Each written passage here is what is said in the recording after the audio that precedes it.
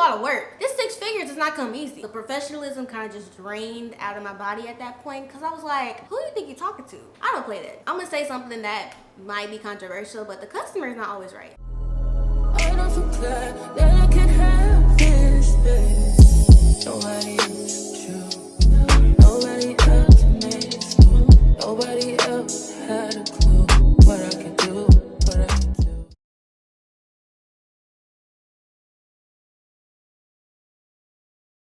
Hey guys, welcome back to my channel. So in today's video, I'm going to tell you some things that no one else is really going to tell you about what it takes to actually grow a 6-figure business. These are things that people don't really want to mention or kind of falls between the cracks, and it's stuff that kind of takes you by surprise if you don't really know it.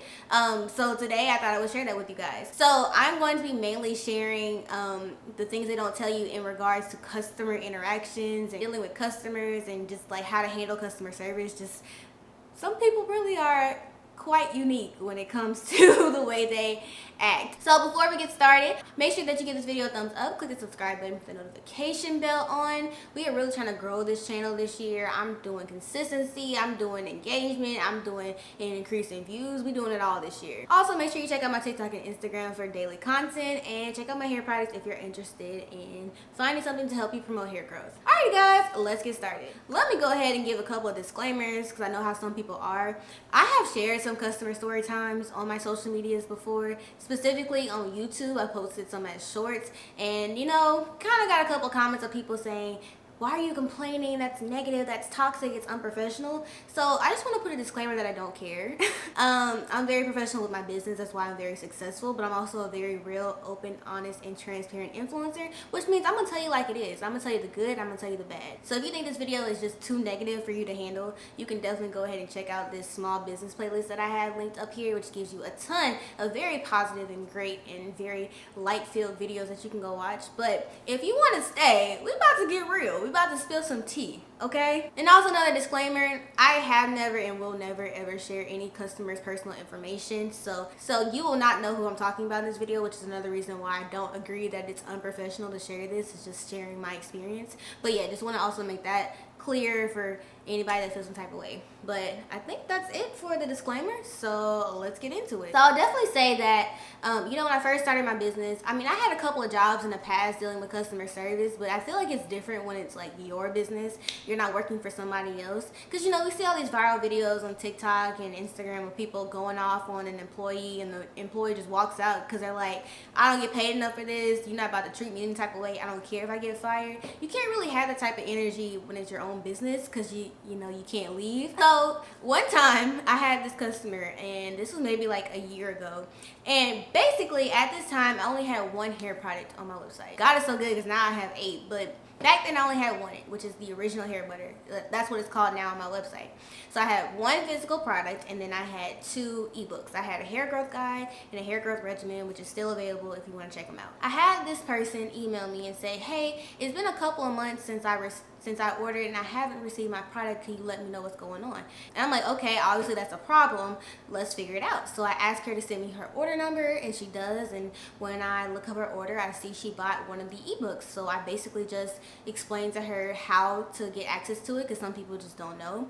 So I told her that, you know, when you purchase an ebook, you automatically get brought to a page that lets you click a button to download it, and you also get an email automatically which will give you a link to be able to download the ebook. So I just, you know, explained it to her and heard nothing back. Then maybe a couple weeks later, same person emails me the same thing. It's been months since she's gotten her order. Could I check it out? And of course, I don't know that this is the same person. Like, I don't really keep up with stuff like that. And so I basically do the same thing, ask for her order number, look up her order, see she got an ebook, send her the same stuff. Then she responds back to me saying, this is the second time that I have emailed you, and I don't know what you're talking about, this ebook. She's like, my daughter showed me your products, my 11-year-old daughter showed me your products, and I just bought them. I don't really know what you're talking about with this ebook. I haven't gotten my product. And I'm like confused, because I'm like, I just told you how to get what you ordered. And I had told her, like, you know, if you can't find the link, we can resend it to you. That's not a problem, because I know you bought it. So it wasn't that big a deal. And I'm just confused, like, why is she going off on me when I gave her everything she needed to have? And then something clicked, and I was like, wait, what if she's thinking that she ordered the original hair butter, the physical hair product, but she actually ordered the ebook, so she got it mixed up. So she ordered a digital product thinking it was a physical product. Once I realized that, I kind of politely said, hey, I think what happened is you probably ordered the wrong thing, thinking it was one thing but it's another. So yeah, that's that. And again, I told her exactly how to get access to the ebook that she purchased, and I thought that was good. And so she comes back at me and she emails me and she says, well, I actually didn't mean to order the ebook. Can I just get a refund? And I said, unfortunately, you know, ebooks are non-refundable. This is on the policy on my website that anyone is able to read before they purchase anything. Ebooks are non-refundable just because it's like I said, you're automatically emailed a link to download once you purchase, and so you can't unsend an email. So even if I give you your money back, you still have access to that email, which means you still have access to the link, which means you can still have the ebook. So if I gave you your money back, you would have just gotten, you know, a free product. And so that's why they are non-refundable. And I also put that in big bold letters in the product description that they're non-refundable. So I politely told her that, and I explained why they're non-refundable and all that good stuff. So she comes back, she said, well, can I just be sent the hair butter, the physical hair product, and just cash up you the difference of the two products? And so that right there is when I started to get offended, because to me that's kind of downplaying my business. Like, I don't accept random payments through Cash App or PayPal. Like, I have a website, it's professional, you buy things off the website and that's it. Like I feel like if you bought something, for example, from Nike or Gymshark, right, and you bought the wrong thing, you wouldn't say, can I just cash up you the difference? Like, you don't do that, right? So I kind of felt like she was like downplaying me as a business owner with that part. And also, like, my thing is, if you cash up me the difference, you would essentially be paying the price for the hair butter, but you still have the ebook for free. And from there, I kind of collected that she didn't really think that the ebook was like worth it as a product, so she was just gonna bypass it, I guess, and just pretend it didn't exist. But again, she still has the link, so she can download it whenever she wants. She still has the product. And so I politely told her, only accept payments through my website, and again, it's not refundable. So if you want to purchase the original hair butter, you're going to have to pay the full price, you know, up front whenever we are restocked. I think I was out of stock at the time. And so, of course, typical response, and this is something that I feel like people should be prepared about if you're a small business, especially a black-owned small business. She was like, I was just trying to support a small black-owned business. And then she said, what did she say? Oh, okay. She also said you should be making sure your customers are satisfied by any means necessary. And right there, I had to put a pause, because, you know, the professionalism kind of just drained out of my body at that point, because I was like, who do you think you're talking to? You see, I learned that a lot of people will downplay you as a small business owner because you're a small business owner. They won't treat you with the same respect as a large corporation. They expect you to be more accommodating and do like ridiculous requests because you're smaller, so you're less than, right? I don't play that. I'm gonna say something that might be controversial, but the customer is not always right. And as a business owner, I'm gonna do my best to make sure that you're happy, but there are boundaries, there are limits. If you bought the wrong product, there's nothing I can do about that. I'm not about to send you a free product that you wanted. Y'all have seen my videos of me making my products. Y'all understand how much work and time and energy it takes. Like, y'all have seen that. So I'm not about to just send you a free product because you bought the wrong one. Are you slow a little bit? I don't know. Of course, this is all something I said out loud. I didn't email her this again because I am professional. I think a lot of people don't realize when I share customer story times, I'm just saying what I was thinking, not what I actually said to the customer, right? I was just very offended by that. So first of all, you're going to disrespect me because you think I'm less than because I'm a small business. And then you're going to say, basically, you were wrong, but I should satisfy you anyways. So if you bought a bodysuit from Fashion Nova and it's non-refundable, they should just send you the one that you wanted, right? They should satisfy you by any means. They should give you a free item that they spent forever to make and to ship and to package. All that money that went into that just because you couldn't read. And so I politely was like, I completely understand, but we have policies. You bought the wrong item. You did not pay attention. So therefore, there's nothing I can do in the situation, but just tell you can order the product that you want whenever it's available. I don't think I got a response or something like that, and that was the end of that. That was my first situation where I really learned that sometimes customers will be out of pocket, and unfortunately you have to handle it professionally because you have no other choice. That's the first time I really learned that people will try to take advantage of you because you're a small business. When I posted that video, I posted a customer story time of that story on my YouTube as a short. A lot of people had comments like, it's just a link, it's not that deep, you can just send her the real product. And I'm like, it's easy for you to say that when that isn't years of your natural hair experience and your natural hair research put together. It took me months to create that ebook, but it was years of my experience that I had to compile. So it's not just a link. That's why I feel like it's not something I don't give for free, because it's a lot of work, it's a lot of time, it's a lot of energy, it's gold. Like I posted a video, I'll leave it right here, with like a more general version of that, but still, like, that video has no specifics. It's not going to give you as much help as both of the ebooks will, which is why you pay for them versus getting that for free. Another thing is, people were saying, well, how come you can just send her the free price, or how come you couldn't give her a discount code? This is what I'm gonna say to fellow business owners. If you've done your job, which means a customer bought their product and they got it, that is the end of your responsibility to a customer. Anything else you decide to do outside of that is your prerogative. Meaning that you don't have to give a customer a discount code if they're not satisfied, but it's not your fault. You don't have to send them a free sample or a free product if you don't want to. For me, I've had that situation happen a couple times before, and the customer was a lot more agreeable, they were a lot more respectful, and so I gave them a discount code. I was like, look, I apologize that you got it mixed up, it's very unfortunate, but please use this discount code when we're restocked, and you can get some, money off. I've done that, but I'm not gonna give someone a discount code that's basically disrespecting me and my business just for the sake of, like people were saying, you want a customer to return. If a customer feels that way about small business owners, I don't want them to be a customer of mine. The same way that, Target and Ulta ban people because they don't want certain people in their store to be their customers, it's the same way as a small business owner. You are allowed to be like, look, and don't get me wrong, I appreciate every single order that I have gotten. I appreciate every person that takes a chance on me and supports a Black-owned business. I appreciate you and I see you. But I also have standards, morals, values, and I have pride. And I'm not going to suck up or kiss somebody's A-word. I think the biggest thing from that is I learned that you have to find the balance between being accommodating and being a business owner. Because at the end of the day, you have to make your money. So I can't be giving away free stuff. I can't expect my customers to respect my policies and the things that I have said if I don't respect them myself, and I give exceptions here and there. So in that personal situation, the customer was wrong. I did my best to respectfully tell her how she was wrong. Instead of accepting her L, because we've all done that, bought the wrong thing. I did it the other day with my inventory. If you watch that video, I bought the wrong mailers, and I didn't go and blame the company and expect them to send me $300 worth of new mailers. No, I accepted my L, and that was that. Okay, so the second experience that I had that really just kind of showed me the type of person I need to be as far as my own customer service representative is when it comes to customers that attack you off the bat for stuff that they did wrong. I had this customer one time that basically from the beginning she just went off, right? So actually the way I found out about this customer was like, some people pay through PayPal, and so of course you can file a claim on PayPal. So she filed a claim on me all of a sudden, and she was like, I don't trust this seller. I didn't get any order or confirmation emails. I contacted her on Instagram, she didn't answer.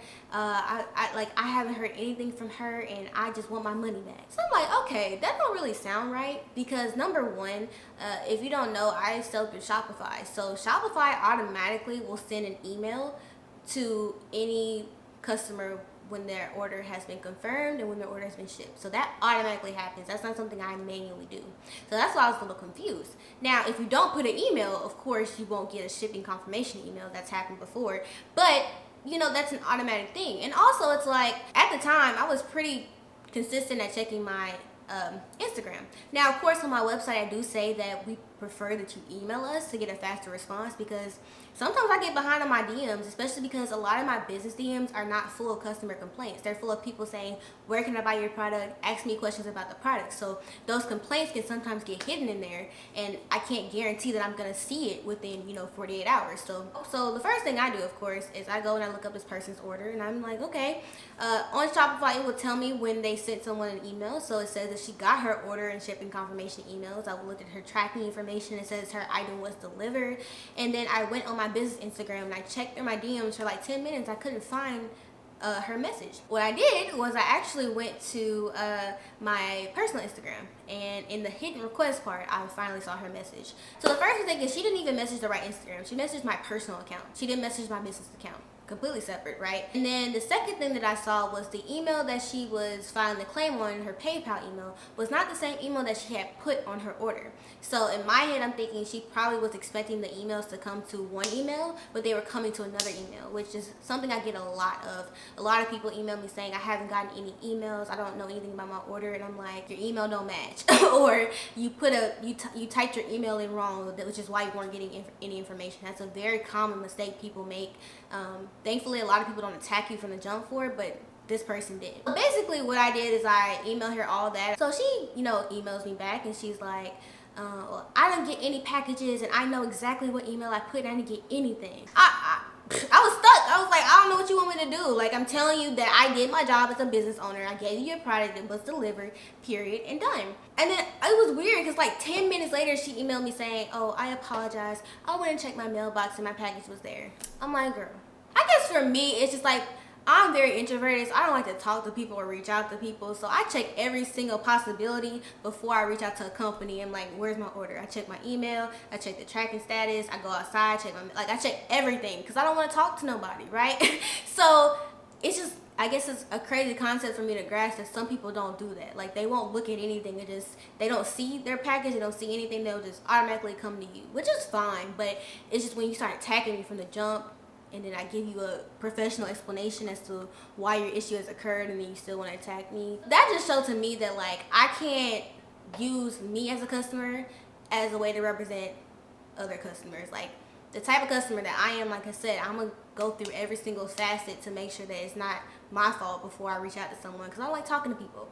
Not everybody's like that. They will from the jump be like, I didn't get my tracking number. I'm like, did you check your email? Oh, no, I didn't, thank you. Like, or they'll be like, where's my item? I'm like, did you check your tracking information? And they're like, oh, okay, it says it's going to be delivered today. Like, like stuff like that. They don't, and this is not everybody, it's just, and it's not annoying, it's something I just didn't expect is what I'm saying. So just, you just gotta be on your toes. That's why I keep my Shopify app on my phone. The second I get an email, look up the order, and I make sure that the email matches. I make sure that the tracking number is right. I make sure to tell them exactly what the tracking number says. I guide them to where they can find this information again if they have a problem. That way they won't have to contact me.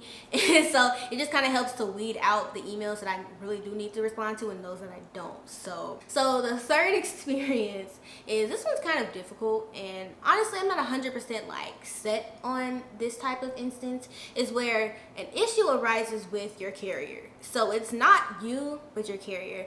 This is probably, I run my small business by myself, and a lot of times I get discouraged because sometimes I'll be getting a lot of customer complaints, but then I realize, like, Britt, you just sent out 200 orders this week and you only got like 5 emails or something going wrong. You did all the orders by yourself. I think that's pretty good, especially when majority of those orders, it's an issue with delivery. It's not an issue with something that you did.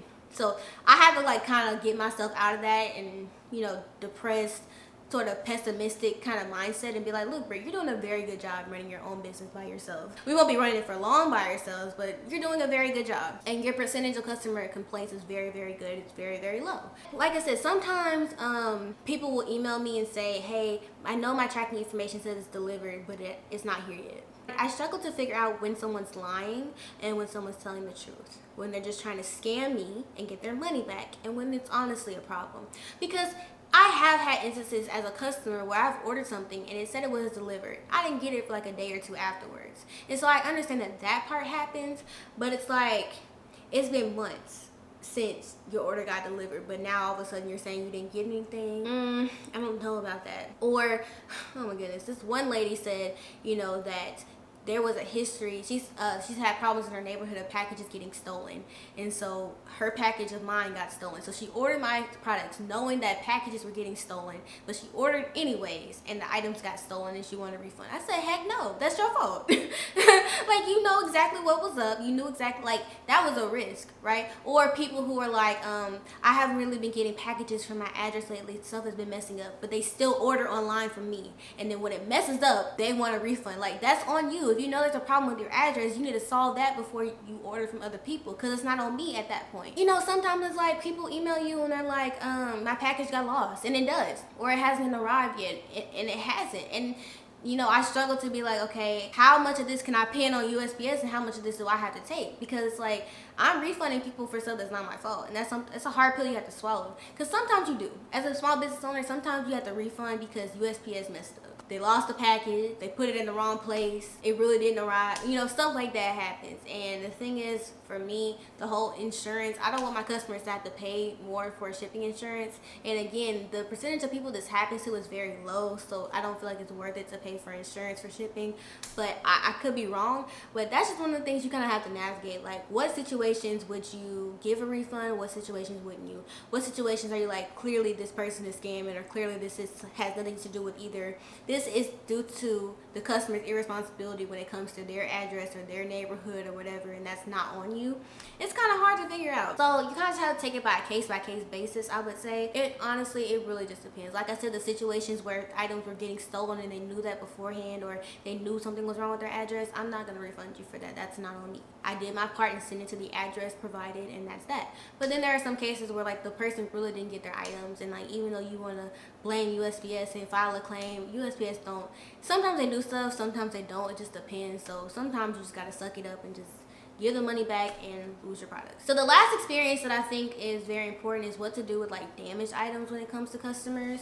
So this situation is also very frustrating because it's like 9 times out of 10, any damaged items a customer receives is because the USPS driver just chunks stuff. Y'all know how it is. They just chunk packages here and there and they break stuff. So it doesn't matter how well you package something or how many seals or locks you have. Sometimes stuff just ends up busted. You know, for a long time, I had, you know, people on the regular be like, hey, I got my hair butter and it's been busted open. I'm like, how does that happen? And so I kind of had to step up my packaging with my hair butters and stuff, and now I really don't have that problem anymore.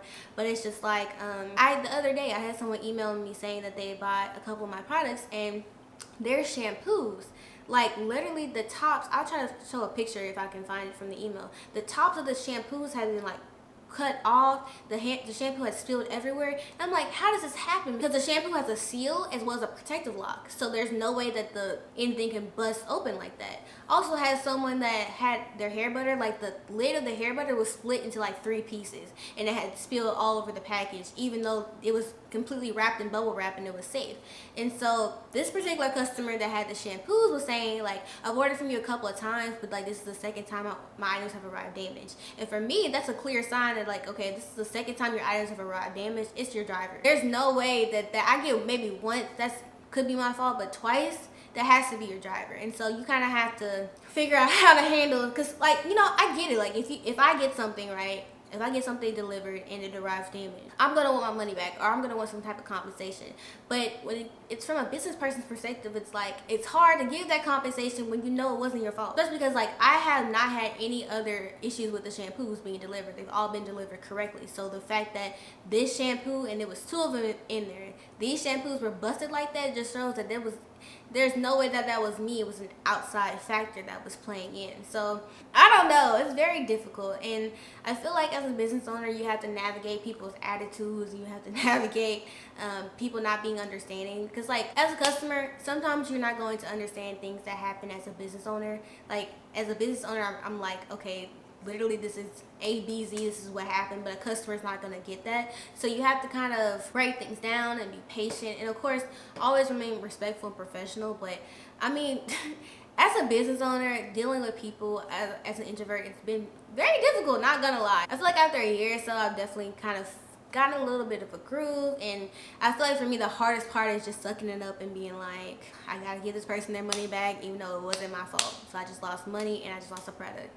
That's the hard part. And I think the last thing that I want to say is just like with customers, again, with the whole kind of disrespecting you because you're a small business thing. There's one lady who one of her items was missing. Like I said, I'm a business owner. It happens. I'm one person doing this. Again, my percentage of that happening is low considering all the orders that I get, but it does happen.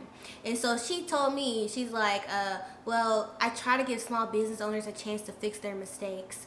I'm like, you act like this doesn't happen with every company. I've ordered from Fashion Nova and they sent me the wrong shirt. I've ordered from Under Armour and they sent me the wrong thing. I've ordered from so many places and they've messed up, and they're large corporations. So the fact that she's like patronizing me and talking down on me because she thinks, oh, it's just small businesses that make mistakes like this. Like, girl, you could have easily just said, hey, one of my items was missing. I'm like, okay, my bad. I'll either give you a refund or send you a new one when we're in stock. My apologies, and we move on and we push it. I'll take my L for messing up. Like, I messed up, but I just cannot stand when people downplay everything that I do because I'm a small business owner. This is a lot of work, okay? This 6 figures does not come easy. Like, there are a lot of sleepless nights, a lot of things going on, like here and there, so many factors to think about, and I made a lot of videos on this. I just cannot stand when people downplay me because I'm a small business. Like, anyways, guys, I think that's all I have for you today. That's some kind of real tea about being a small business owner. If you know, now you know. If you didn't know, now you still know. If you enjoyed this video, make sure to give it a thumbs up. Click the subscribe button, put your notifications on so you don't miss any of my uploads. Follow my Instagram and TikTok for daily content. And of course, you can check out my small business, my hair care line, if you're interested in getting some products to help promote hair growth. Alright, guys, thank you so much for watching, and I will see you in the next one. Bye. Tell me what you see in me.